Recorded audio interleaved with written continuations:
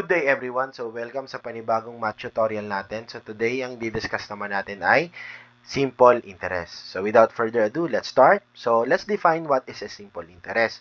Simple interest is the interest charged on the principal alone for the entire duration or period of loan or investment at a particular rate. After the term of loan or investment, the maturity value or the future value is computed by getting the sum of the principal and the interest due. So that would be the definition about simple interest. No? Now, let's proceed with the formula. So we have first the formula about simple interest. So simple interest is denoted by I sub S. So I sub S is equal to P times R times T. Next, the future value. So, in case lang nahanapin yung future value or maturity value, F is equivalent to P plus I sub S or simple interest. Next is the principal. So, ibig sabihin, kapag hinahanap naman yung principal o yung P, it is equal to I sub S or simple interest divided by rate or R times T or yung time. Next, yung time naman, just in case time naman ang hinahanap, so that would be I sub S or simple interest divided by P times R or principal times the rate. And last formula, it's all about the rate. So, I sub S divided by P times T or principal times time. And do not forget, after you get the value, you need to multiply it by 100. Kasi bakit po yung multiply sa 100? Kasi rate po yan. So, dapat naka-percent form. So, ano po ibig sabihin ng mga symbols na yan o yung mga letters na yan? So, pag IS, ang tawag doon, I sub S, ang tawag natin doon ay simple interest. Pag P naman, it denotes principal.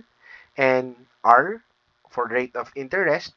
And T for time in years. And then next, F for the future value or maturity value. So, those are the formulas that we may use in solving simple interest problem. Okay?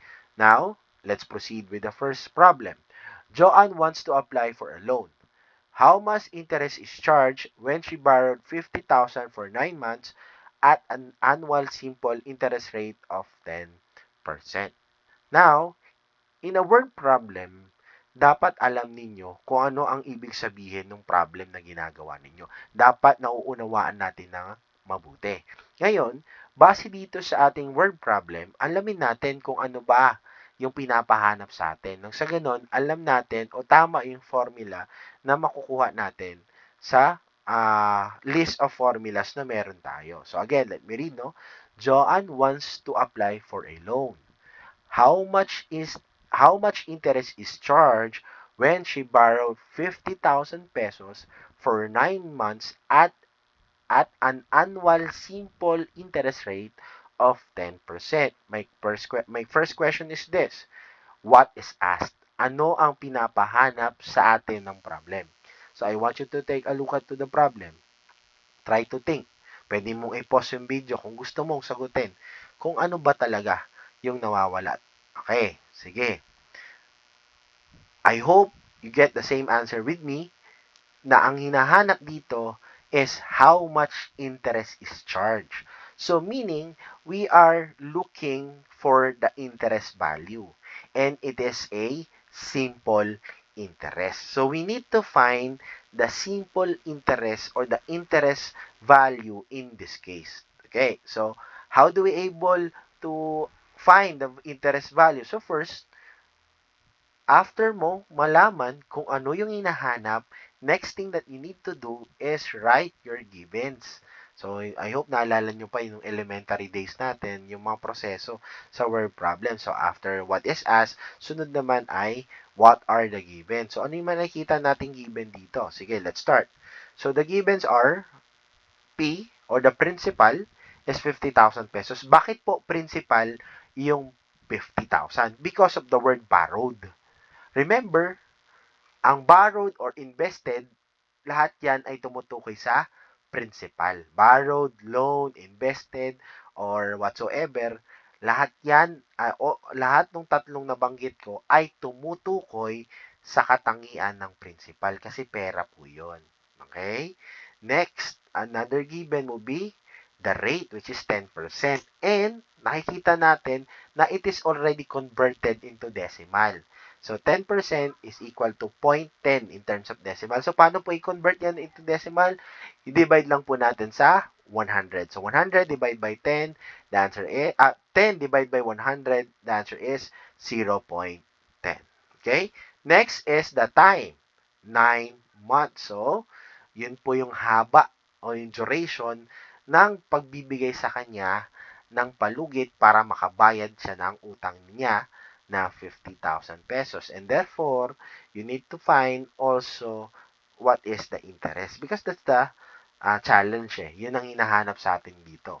What is the simple interest? So, blanco yan. So, to solve, we will use the formula for simple interest and that would be P times R times T or PRT. So, we will multiply the values of principal, the rate, and the time. So, makikita ho natin dito na yung principal is 50,000, the rate will be in terms of decimal pointed, at bakit yung time natin ay naging fraction, 9/12. So, I want you to think critically. Bakit po nagkaroon ng 12 as my denominator? Bakit hindi kaya 9 lang? Sana nakuha nyo rin yung sagot na dapat in terms of years. Dapat kasi in terms of years eh. Eh ngayon, yung time natin ay in terms of months. So, para malaman natin yung equivalent value niyan in terms of years, i-divide natin siya by 12. Bakit sa 12? Because we have 12 months in a year. So, magiging 0.75. Oh. Ayun, klaro yan, no? Pag di-divide mo yung 9/12, that is 0.75. You may use your calculator class kapag kayo ay nahihirapan naman sa pag-divide. Allowed naman siya, no? So, pero mas maganda pa rin na kaya nyo siyang i-divide manually. So, may common knowledge kayo about division of numbers. So, 0.75.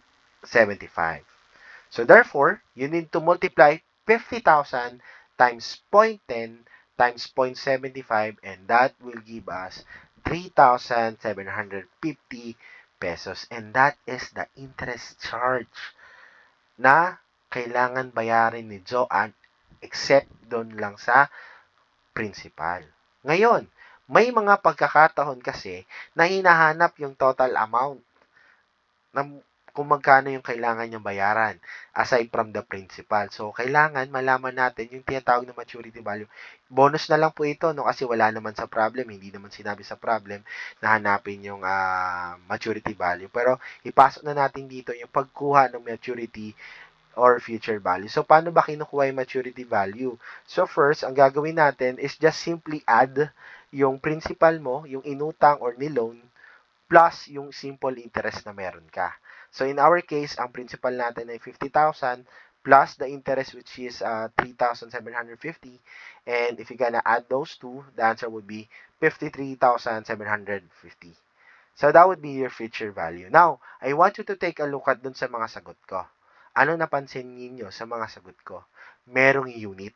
Since we are talking about money, since we are in Philippines, so therefore we will use the currency of the Philippines, which is the peso sign.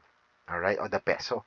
So that's the reason why napaka-importante na may unit ka kapag word problem. Kasi yung ibang teachers na mamalian talaga yung sagot nyo kapag walang unit. So be careful na kapag kayo ay nagsasagot ng word problem, as much as possible, meron dapat yan unit doon sa inyong mga final answer. Okay, so I hope malinaw yung example number 1 natin. No? Let's proceed with example number 2. When invested an annual interest rate of 7%, the amount 11,200 pesos of simple interest in 2 years. How much money was originally invested? Ngayon, pakibasa ng problem. Alamin ulit kung what is asked. Ano ang pinapahanap ng problem natin dito? Ano yung pinapahanap sa atin ng problem? Okay, you can pause para mag-isip. Okay? When invested, an annual interest rate of 7%, the amount is 11,200 of simple interest in 2 years. How much money was originally invested? So, ano kaya hinahanap dito? Kung naisip nyo ay yung word na originally invested, so you're correct. Now, yung keyword natin na originally invested, saan natin siya pwedeng ma-rely? Doon sa parts ng ating formula. Is it the future value? Is it the interest? Is it the principal, the rate, or the time? What do you think? If your answer is the principal, therefore you are correct. The missing value and the value that we need to find is the value of principal because of the word invested, originally invested. Ayan. So, sana klaro, no? Alam talaga dapat natin kung anong pinapanap na sa ganun. Hindi tayo magkakamali sa pagkuha ng tamang formula dun sa ating list of formulas. So, the missing value is the principal. Bakit, sir? Ano ba yung 11,200? 11,200 of simple interest. Yung 11,200, interest po yan. Tubo po yan. Okay? So, hindi yan pwede maging principal. So, after you identify kung ano yung hinahanap o what is asked, let's proceed with the given. The givens. So, what are the givens na meron tayo? So, first, the simple interest which is 11,200. The rate is 7%. Again, you divide to 100. So, that's the reason why it becomes 0.07. The time, 2 years. Ayan, no? 2 years yan. Simple interest in 2 years. Next, ang kailangang mahanap ay yung principal, the value of P. Okay? Now, find the value of P. What's the formula for P? You can take a look back dun sa ating previous slides. Hanapin natin kung ano yung formula ng P. Ayan, sige, pwede nyo ibalik. And the formula for principal is simple interest divided by rate times time. So that's the formula in finding the value of simple interest. Principal value. Okay? That is the formula if you want to find the value of principal value. P is equal to simple interest divided by rate times time. And what's next? You substitute. 11,200 divided by 0.07 times 2. Kasi 2 years. Ngayon, sir, bakit wala na po, o bakit hindi na po fraction yung time natin? Because our time is in terms of years na. No need na i-divide sa 12. Tatandaan niya na, kapag ang time is in terms of years, no need to divide it by 12. Okay? So, you simplify first your denominator. So, 0.07 times 2, that would be 0.14. And do not forget, you also divide 11,200 divided by 0.14, and the result will be 80,000 pesos. So, that would be the value of the invested money in this problem. And that is your principal. Okay? Next. Julia wants to know how long will a principal earn an interest equal half of its at 5% simple interest. Gusto daw ni Julia malaman kung gaano katagal yung principal niya ay tutubo ng kalahati ng kanyang principal at 5% simple interest. So, alamin natin kung anong hinahanap. Sige, hanapin sa problem. Alamin kung what is asked. And that would be how long. So, ano yung hinahanap natin dito? Time. Because of the words, how long. Gaano katagal. So, we are looking for the value of time. So, let's start writing our givens. So, what are givens? Rate, 5%, divide by 100, 0.05. Now, what are the other givens? Sige, tingnan natin na mabuti. Ano ang mga givens pa dyan except 5% simple interest? May value ba tayo ng principal? As of now, wala. So, since wala tayong value ng principal, P will denotes P. So, P pa rin yun. Ganun naman sa math, we assign a particular alphabet letter just in case na wala pa siyang value. Okay? Now, since wala tayong value ng principal, mananatili siyang P. How about the simple interest? What do you think is the value of I sub S or simple interest? Will a principal earn an interest equal half? So what do you think is the value of interest? If your answer is 1/2 P, therefore you are correct. Bakit interest is 1/2 P?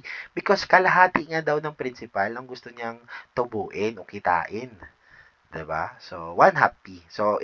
So, mangyari, kung 10,000 yung ininvest niya, ang gusto niya maging tubo ay 5,000. Kung 20 pesos ang kanyang ininvest o pinautang, ang gusto niya maging tubo ay maging 10 piso o kalahati ng 20 pesos. So, ganun po yung konsepto ng problem na to, no? Minsan, class, akala natin mahirap, pero if you gonna appreciate and understand more about the problem na meron ka, ay, may isip mo, madali pala. So, lawakan lang natin yung pangunawa natin, no? And the missing value would be the time. So, how do we solve this one? So, first, we will use the formula in terms of time. So, time is equal to simple interest divided by P times R, or principal times the rate. So, what is our IS? That is 1/2 P, and that would be 0.5. So, nakita ninyo, na-converted na yung 1/2 into 0.5. Bakit ginawa ko na siyang decimal? Para hindi kayo mahirapan. Okay? Then, the principal stay as P, and the rate will be 0.05. Ayun po, 0.05 yung R natin.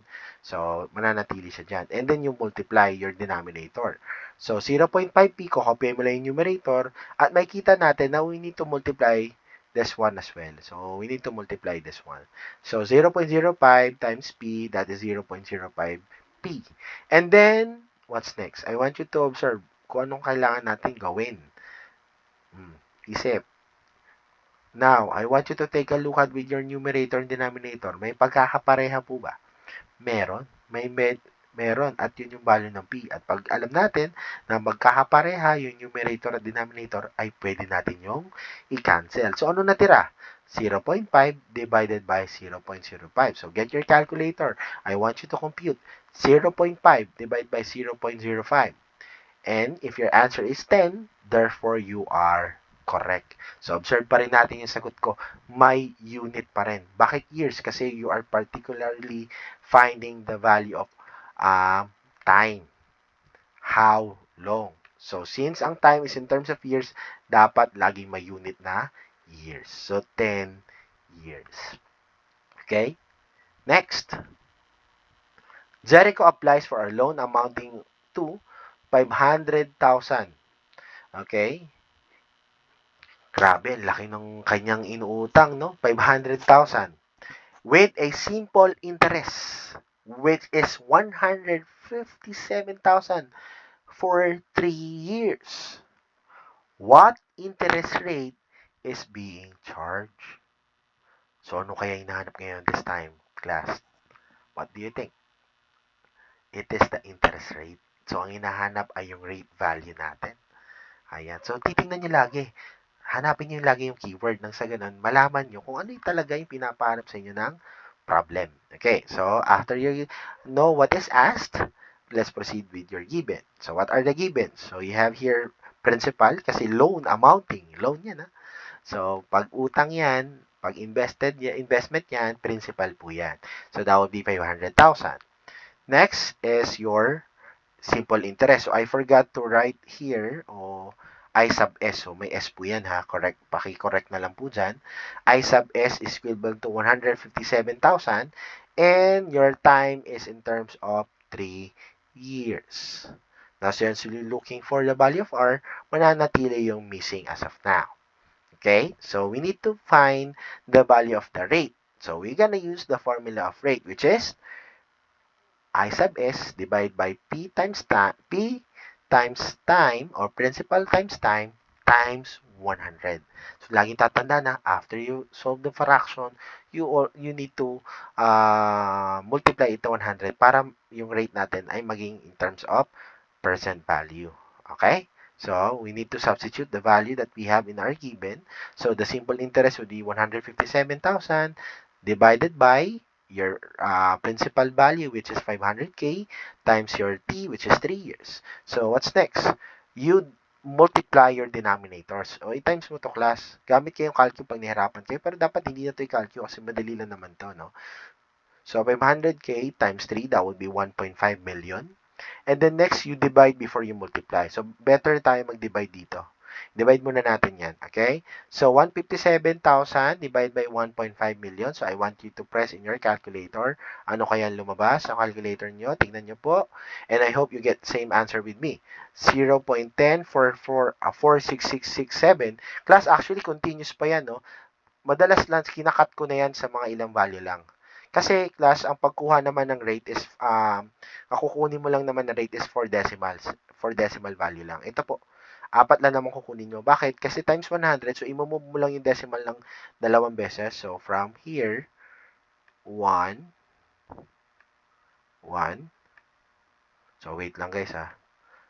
Ayan, ayusin natin pen. Ayun. Nawala yung pen. Gamit tayo ibang color. This is violet, purple. Ayan, 1, 2. So, move natin siya twice. Ganun lang ha, hindi nyo na kailangan times pa sa calculator yan ha. Move lang yan ng decimal because times 100, so 2 zeros to 2 movement to the right. Bakit right? Kasi multiplication, no? So, the final answer would be 10.47%. O, baka naging 47 yan. Eh, ang sagot dito ay 46. Now, dapat i-round off mo na yan. Matic na yan, class, ha? I-round off mo na agad. So, yung 10.46, ang kasunod na yung 6 ay 6. So, therefore, you need to round up. So, that's the reason why it becomes 47. So, the answer would be 10.47%. So, dapat ganon kataas yung interest rate para sa ganon, sa loob lang ng 3 taon ay tumubo siya ng 157. Tumubo yung kanyang inutangan ng 157,000 pesos. So, grabe, no? Sa loob lang ng 3 taon, nagkaroon ng 157,000 yung kanyang inutangan. So, again, bago umutang, make sure na kailangan mo at talagang may paggagamitan ka at meron kang kakayahan na magbayad. At kung mapapansin natin, yung aking sagot ay may unit pa rin.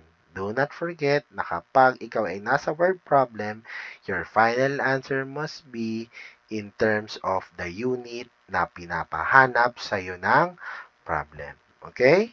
So, muli, sana marami na naman tayong natutunan sa ating video na to. So, huwag kakalimutang i-share sa inyong mga classmate, i-share sa mga ka-schoolmate nang sa ganun, matuto sila kung ano ba o paano ba i-solve ang simple interest. So, do not forget to like, subscribe, at pindutin ang notification bell sa ating channel na sa ganun.